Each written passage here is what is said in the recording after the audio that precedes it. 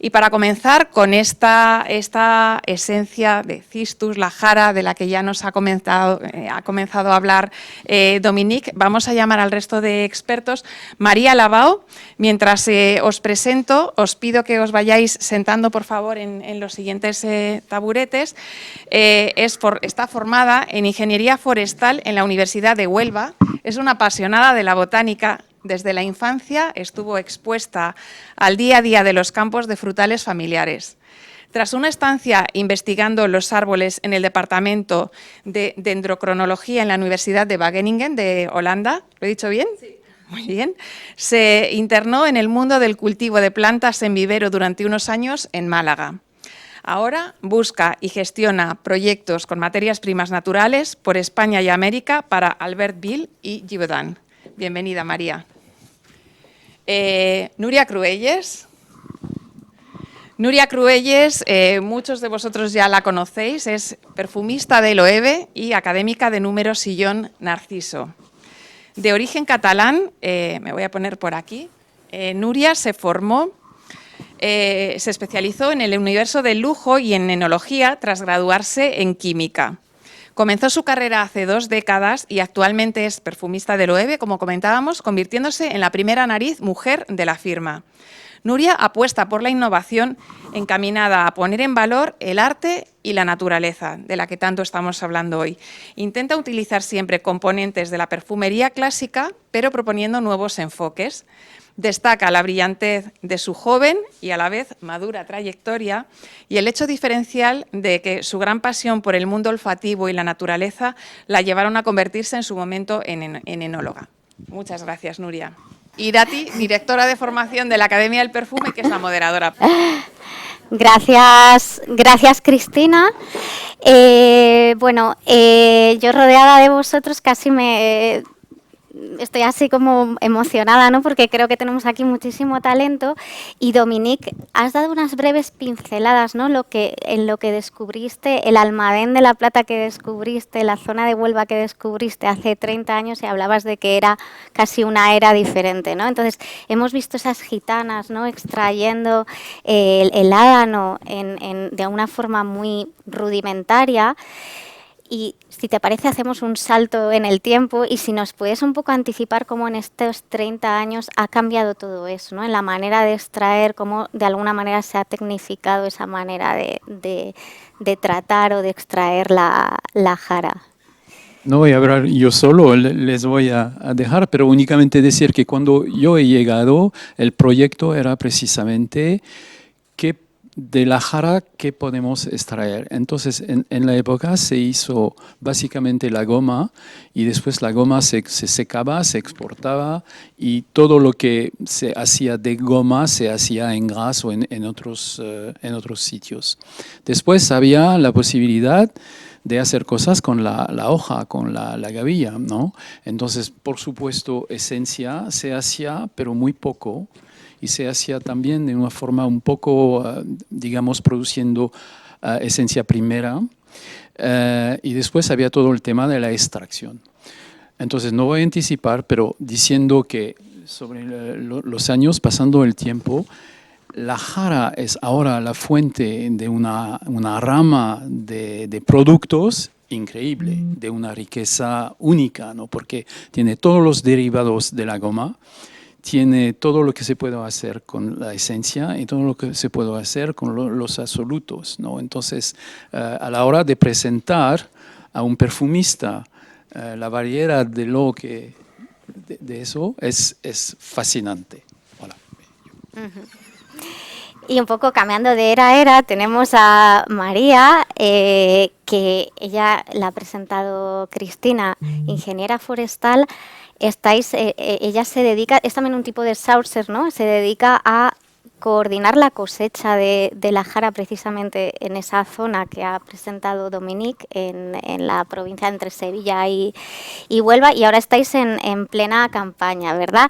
Y contigo quiero un poco aprovechar para, se ha presentado la jara como, no es un cultivo, es un botánico que crece de forma salvaje y por esa misma razón optáis por un tipo de agricultura muy concreta, ¿no? Entonces, que nos desgranes un poco cómo es el proceso hoy en día de recolección, que sigue siendo bastante tradicional, qué retos tenéis y qué impacto tiene eso en el territorio, tanto a nivel medioambiental como social. Bueno, pues encantada de estar aquí. Y bueno, más o menos la recolección en sí sigue siendo una recolección manual, se sigue haciendo con una hoz. Lo que sí se ha tecnificado y se ha profesionalizado es un poco la planificación de la campaña, la coordinación con los agentes medioambientales para la prevención de incendios forestales. La jara es una planta pionera que, tras un incendio forestal, es la primera planta que nace en el campo. Gracias a ese aceite que tiene, pues el fuego se expande muy rápido. Entonces, de alguna manera, nuestro trabajo, ese aprovechamiento de la jara, esa recolección, beneficia al monte porque retiramos ese combustible que sería peligroso para los incendios. Con métodos de cartografía y tal, pues cada día planificamos cómo va a ir la campaña, que suele ir de junio a octubre, con los meses de más calor. Ahora hay nuevas normativas que nos impiden, gracias a que nos impiden recolectar por encima de 37 grados, entonces a las 12 de la mañana solemos parar, cargar en los remolques, todavía se carga en remolques y llevar a la fábrica. Y bueno, yo estoy a cargo de varias cuadrillas que se llaman así, de jareros, que son los que recolectan. Todavía a día de hoy tenemos bastantes jareros de allí, locales de Almadén de la Plata. En cada localidad se suele dar entre 10 y 20 familias que se dedican a la campaña de la jara. Tras la cosecha del corcho, que es ahora, comienzan con la cosecha de la jara. Y bueno, y es un trabajo muy duro, muy duro, se necesitan muchas capacidades físicas para realizarlo. Un jarero puede recolectar entre 500, 300, 800 kilos de jara al día y bueno, hemos mejorado los salarios porque entendemos que ellos son la base de los productos que procesamos y son los que tienen que recibir un salario acorde al producto final que tenemos. Y vemos que la recolección sigue siendo muy rudimentaria, manual. El otro día leí en unos datos que me pasaste, ¿no?, de 1.200.000 hectáreas de jara que hay en la península ibérica, solo se recolecta el 4%, ¿no? Entonces, ¿por qué, no? ¿Qué dificultades hay, no? ¿O qué razón hay para que...? Sí, bueno, la jara, cuando es muy vieja, digamos muy adulta, pues ya no tiene ese rendimiento en aceite ni en goma, entonces solo se recolectan las jaras que tienen entre 3 y 5 años. Las más pequeñas se podrían cosechar, pero el trabajo es mucho más duro para los jareros, entonces a una altura de 1,5 metros, cuando suelen tener entre 3 y 5 años, es cuando ya pasamos a cosechar. Por eso hay que planificar cuáles son las zonas donde vamos a cosechar. Se están haciendo estudios para mecanizar la cosecha y todo, pero nosotros... digamos que abogamos más por una cosecha manual para no impactar en el terreno y no desbrozar otras plantas para no perjudicar a la biodiversidad, porque estamos en pleno monte, en pleno bosque mediterráneo y entonces hemos decidido no abogar por una recolección mecanizada, sino continuar con la recolección manual y selectiva también de las mejores plantas, las que estimamos que dan mejor rendimiento. Y a nivel, entonces, hemos visto que la recolección sigue siendo bastante manual, pero obviamente entendemos que en estos 30 años probablemente ha habido innovaciones, ¿no?, que no tienen por qué ser mecanizar la recolección, pero sí se está trabajando en unos ámbitos para mejorar la sostenibilidad también, el aprovechamiento, la extracción. Entonces, si nos puedes anticipar qué novedades, ¿no?, o qué avances ha habido en torno a más que a la recolección, al trabajo que hay alrededor de la jara, al procesamiento, pues te lo agradecemos. Bueno, la recolección, como ha evolucionado es a tecnificarla de manera que cartografiamos las zonas a recolectar, entonces tenemos una planificación previa de cuánta cantidad podemos disponer cada año. pero bueno, luego la realidad puede ser otra diferente y estimar que un rendimiento va a ser un año uno y otro año pues como al final es un producto natural, lo que pasa con los productos naturales pues la realidad es otra.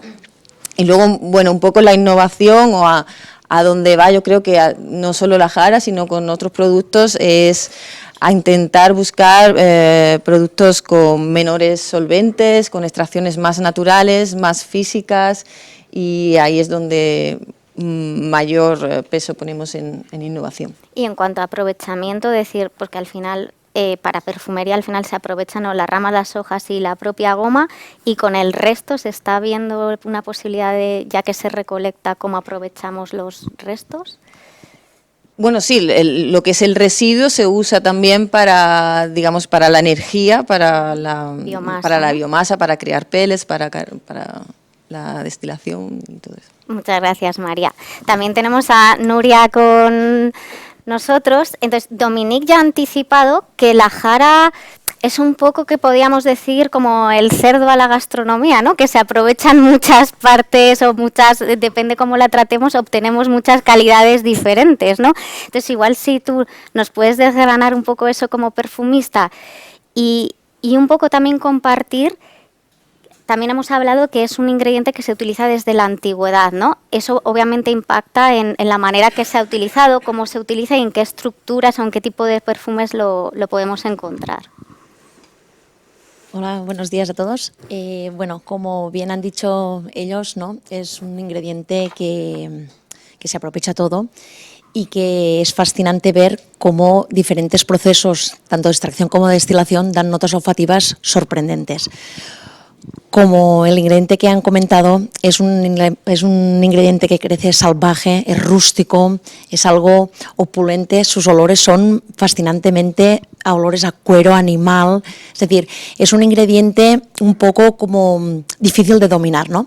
Pero lo que más me ha sorprendido a mí en la utilización en las fragancias, y como decía Dominique, que se ha utilizado desde hace mucho tiempo yo qué sé, creo que no existían ni los perfumistas, ¿no? Era un poco la alquimia esta de hacer los inciensos y quemarlo, y luego pues en la perfumería ha pasado de la parte gitana, ¿no? Al Chanel, ¿no? Y darle este brillo dentro de las fragancias en estructuras como podríamos conocer los típicos fougères que comparten con notas aromáticas, también un poco, también diríamos por esta parte mediterránea, ¿no? Que conjugan y hacen estas sinergias de que son ingredientes que conviven juntos, ¿no? Y al final, cuando los pones en composiciones, brillan por su excelencia, ¿no? Pero tuve un reto hace poco con Juan Pedro Benacar, nuestro presidente, que me dijo: a ver, Nuria, tenemos que hacer un proyecto para Loewe, tienes que buscar un ingrediente que puedas poner en todas tus fragancias, ¿no? Que den esta huella tactilar, que den este DNA, ¿no?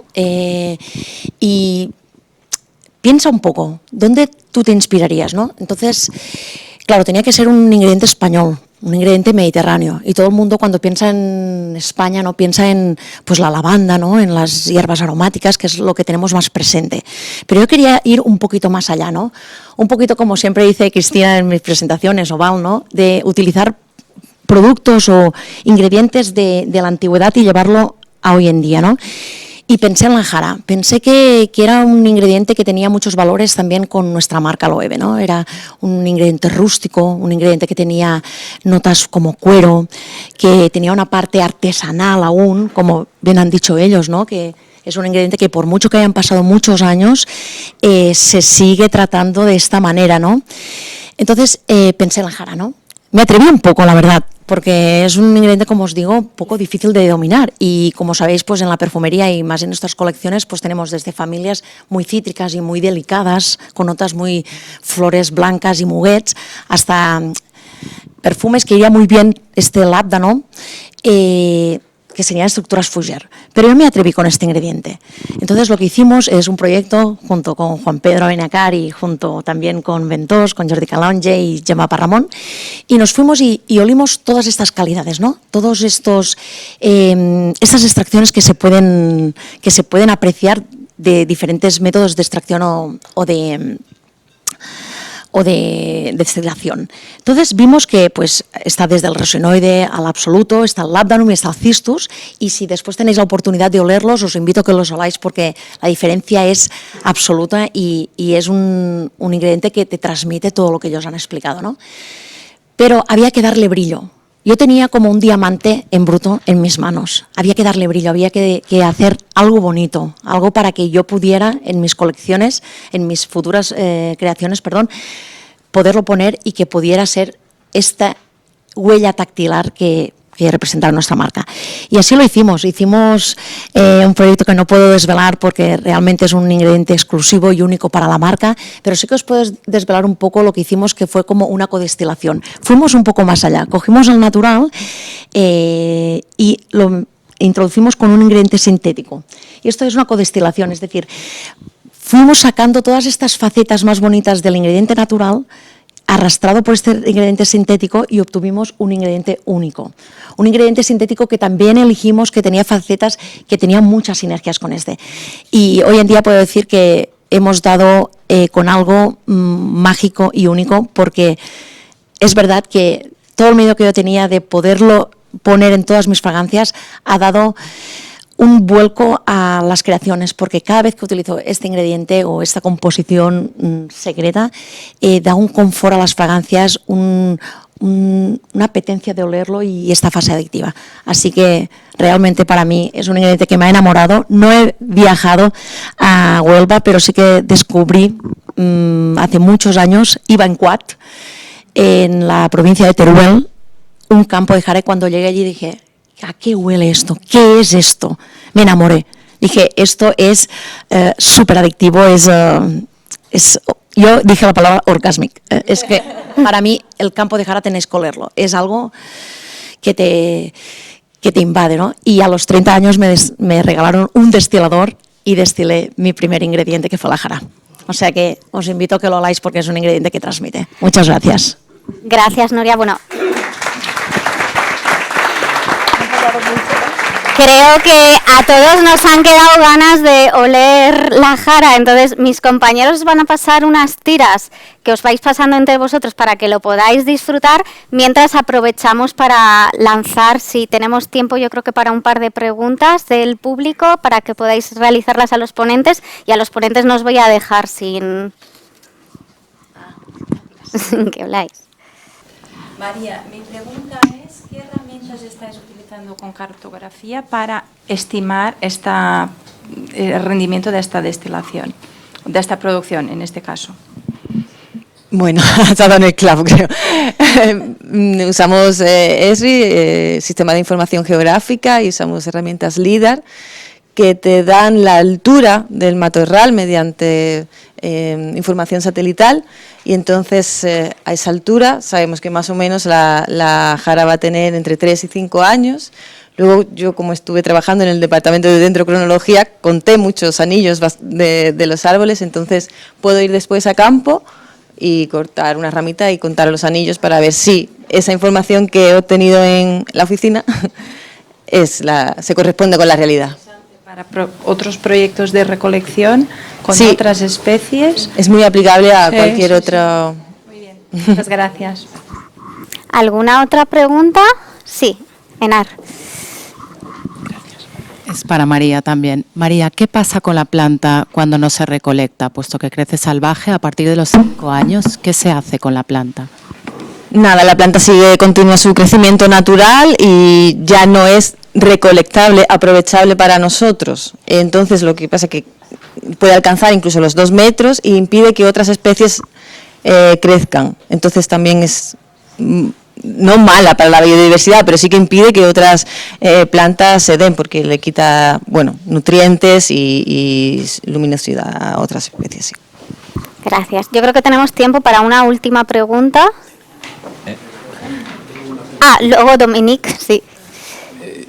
La última vez que me fue por la zona me ha dado el sentido de que el calor y la sequía hacen sufrir la jara. ¿Tú notas eso y te da algo de ansiedad para el futuro?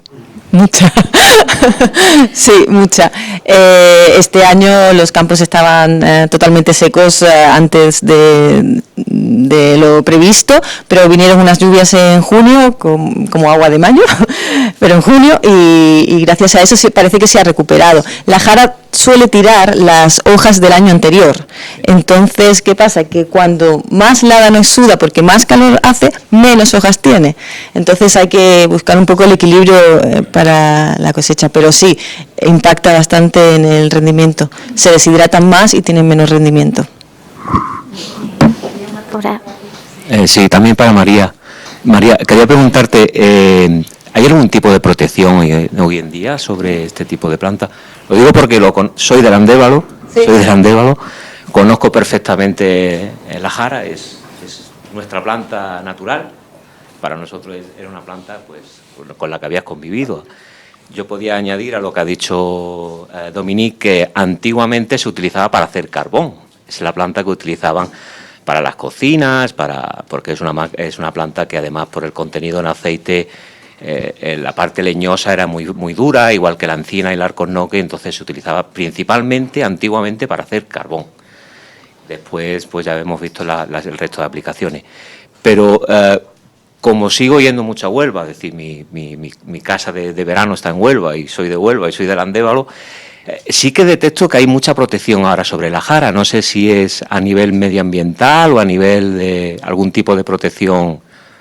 No hay realmente una protección específica para la jara. Otros usos que se le puede dar a la jara es como combustible, o sea, se suelen recolectar matorrales y hacer balas para llevar a industrias para generar biomasa y energía por biomasa, como ENCE y otras industrias que hay también en Huelva, pero no hay ninguna protección, simplemente que hay más limitación para recolectar en montes públicos, que es donde se suele cosechar la jara. Entonces, bueno, cada vez hay más restricción. Ahora para ir al monte hay que ir con 50 litros de agua por persona, un batefuegos, una mochila extintora, y estar totalmente geolocalizados. Es simplemente que hay más incendios, entonces cualquier actuación en el monte tiene que ser bastante, con prevención. Una última pregunta, Val, que tenías, y recordamos que luego va a haber un vino español y ahí podemos hacer más preguntas informalmente a los ponentes.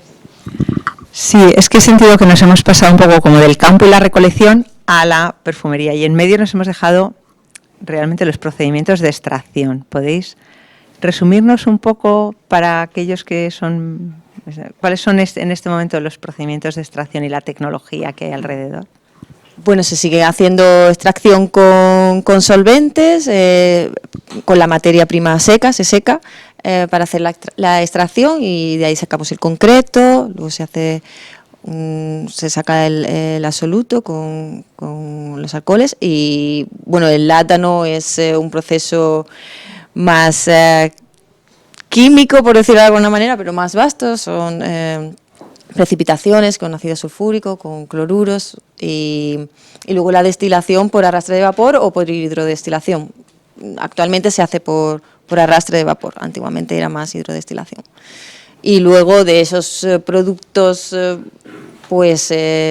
hay resinoides y otros procesos secundarios, es que hay una cartera de productos de ládano y cistus, y bueno, procesos ya más tecnificados que se hacen bien a escala industrial o bien ya en laboratorio. Quiero que os quedéis con algunas ideas, porque ellos cada uno son expertos en su materia. Primero, la sostenibilidad y la circularidad, porque esta es una planta silvestre, la naturaleza es la que decide dónde está, cómo está, cuánto vive, cuánto dura, cuándo se quema, cuándo no se quema. La participación de la industria que recolecta la jara es la que permite su conservación, porque precisamente aquellas áreas donde hay seres humanos recolectando la jara van a ser las que están protegidas de los incendios, las que van a estar viendo dónde hay más o menos sequía y cómo poder abordarla. Eso es fundamental, ¿sabes? No vamos ahí a explotarla y marcharnos, vamos ahí a cuidarla y asegurar su supervivencia durante años y generaciones. Es muy importante eso. Segundo, naturaleza y ciencia conviven. Entonces, conocemos la naturaleza, aprendemos de la naturaleza, aportamos técnicas de tecnología y ciencia, siempre con las máximas garantías de seguridad que nos exige toda la normativa, el REACH, el CLP, la legislación de cosmética.